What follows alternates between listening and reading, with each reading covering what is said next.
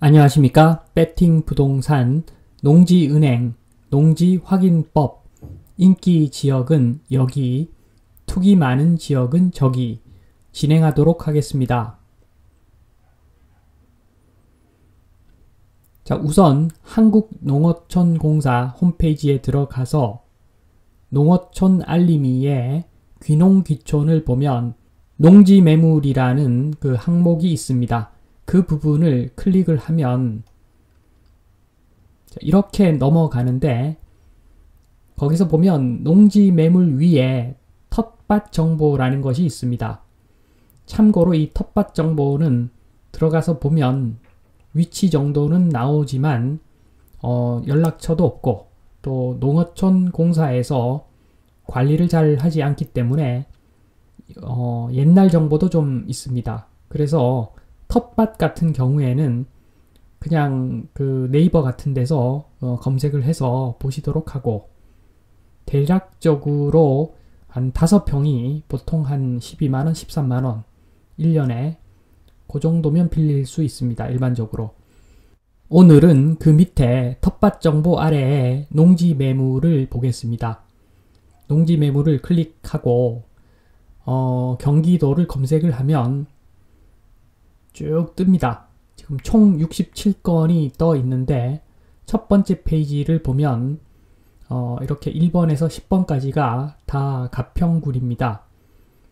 그 중에서 2번을 보면 임대 수탁 물건인데 보시면은 면적이 1000제곱미터가 아닌 446제곱미터인데 이렇게 물건으로 나와 있습니다. 예전에는 1000제곱미터 이상만 이렇게 임대 수탁을 받았는데 요즘은 변경이 되어서 1000제곱미터가 아니더라도 이렇게 임대 수탁을 받습니다. 그리고 6번, 7번, 8번을 보시면 이런 경우에는 지금 정목리 415, 415-1, 415-2 이렇게 3개의 그 필지로 나와는 있지만 실상은 수탁을 요청한 사람이 한 명입니다. 그래서 세 물건이 결국에는 한 물건이라서 조금 67건에는 허수가 잡혀 있는 숫자입니다. 그리고 두 번째 페이지를 보면 가평군에서 연천군까지 쫙 있는데 지금 19번을 보시면 연간 임대료라고 하는 것이 2억 3천입니다. 그런데 이것은 매도 수탁이고 한마디로 매도 물건이죠. 면적이 5851제곱미터 매도 물건인데 이 매도 물건은 농어촌 공사에서 연결만 시켜주고 아주 적극적으로 그 임차와 같이 아주 적극적인 관리는 하지 않는 부분입니다. 자, 3페이지는 연천군에서 파주시까지, 그 다음 페이지는 파주시에서 포천시까지, 그 다음 페이지는 포천시에서 화성시까지, 그리고 그 다음 페이지하고 또 그 다음 페이지까지는 모두 화성시. 이렇게 총 67건의 필지가 있는데 이 필지 기준으로 한번 정리를 해보면 이렇게 한 장으로 정리가 됩니다. 좌측에는 가평군에서부터 화성시까지 위치가 나와 있고, 그 다음 매도 물건이 몇 건, 임대 물건이 몇 건, 그래서 총 몇 건의 물건이 올라와 있다. 그래서 보시면 개 아래 보시면 총 67건이죠. 이렇게 정리를 하여 보면 지금 개수로 보면 화성시가 1등으로 19개 물건이 있고 필지가 있고, 가평, 연천, 포천이 공동 2등으로 11개 물건이 있고, 그리고 파주가 5등으로 6개 물건이 있습니다. 지금 표를 가만히 보면 가평, 연천, 포천 같은 경우에는 상대적으로 저렴한 지역인데 물건도 많고, 반면에 화성 같은 경우에는 좀 인기 지역이고 가격이 조금 그렇게 저렴하지 않은 지역임에도 불구하고 지금 물건은 많은 것으로 그렇게 나타나 있습니다. 자, 해석은 나중에 하도록 하고 이번에는 농지은행을 통해서 한번 물건을 확인해 보겠습니다. 지금 농어촌 공사 이야기는 결국에는 농지은행에서 자료를 긁어서 정리하는 것이 농어촌 공사의 홈페이지이기 때문에 정확한 것은 농지은행이 더 정확하다 이렇게 이야기를 했습니다. 그래서 농지은행에 들어가 보면 지금 농지 구하기와 농지 내놓기 이 중에서 농지 구하기를 클릭하고 들어갑니다. 그래서 자세히 검색할 수도 있지만 경기도 해서 검색을 하면 밑에 보시면 총 38건의 물건이 있습니다.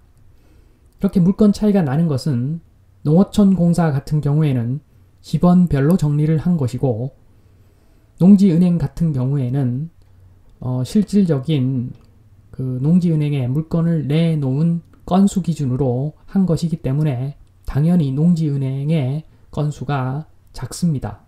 38건.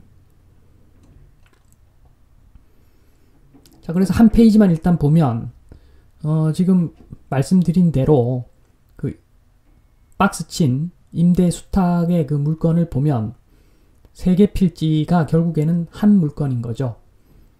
그렇게 보시면 되는 것이고 그 다음에 특이사항이 있다면 그 신청자의 명수를 확인할 수도 있습니다.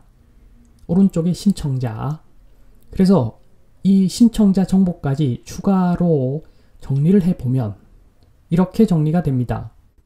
지금 종전에 정리한 바와 같이 매도, 임대, 개 이렇게 정리를 했지만 차이가 있다면 매도도 그렇고 임대도 그렇고 개도 그렇고 매물 건수 대비 신청 건수가 몇 건이다 이것까지 표기를 했습니다. 그래서 매도의 경우에 신청은 매수자를 의미하는 거고 매수 요청을 의미하는 것이고 임대의 경우 신청은 임차 요청을 이야기하는 것이겠지요. 자, 이렇게 정리를 하더라도 지금 1등이 화성이고 매물 건수 기준으로 봤을 때 공동 2등이 가평, 연천, 포천입니다. 그래서 이까지만 보면 큰 흐름상 비슷한데 차이가 있다면 신청건입니다. 좀 전에 말씀드렸듯이 약간은 좀 상대적으로 비인기 지역인 가평, 연천, 포천 같은 경우에 신청 건수가 작지요. 매물 건수보다 신청 건수가 작고 화성 같은 경우에는 매물 건수보다 신청 건수가 월등히 많습니다. 자, 이런 부분을 가지고 한번 해석을 해 보도록 하겠습니다. 자, 1번 농사 짓고자 하는 수요. 농사를 짓고자 하는 사람이 그 농지은행에서 농지를 임차하기 위한 임대 조건은 직선거리 30km 이하이거나 연접 지역이어야만 합니다. 이때 그 농민이 아니더라도 비농민도 임대가 가능합니다. 그러니까 그 향후 농업인이 되고자 하시는 분이 연습삼아 농지은행에서 농지를 임대해서 농사를 지을 수도 있다는 이야기죠. 그런 비농민의 임차 수요도 있다는 이야기입니다. 자, 2번 임대 수요. 인구가 많은 지역이 수요도 많다. 지금 화성에서 극명하게 이를 보여주고 있는 거죠.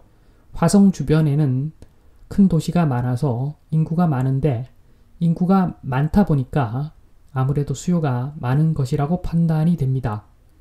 이 수요에는 비농민도 상당 부분 있을 것이라고 보여집니다. 자, 그렇게 봤을 때 아직까지 농사 짓고자 하는 수요 측면에서 대도시 인근 농지는 임대 자체는 가능한 것으로 보여집니다. 아직까지는.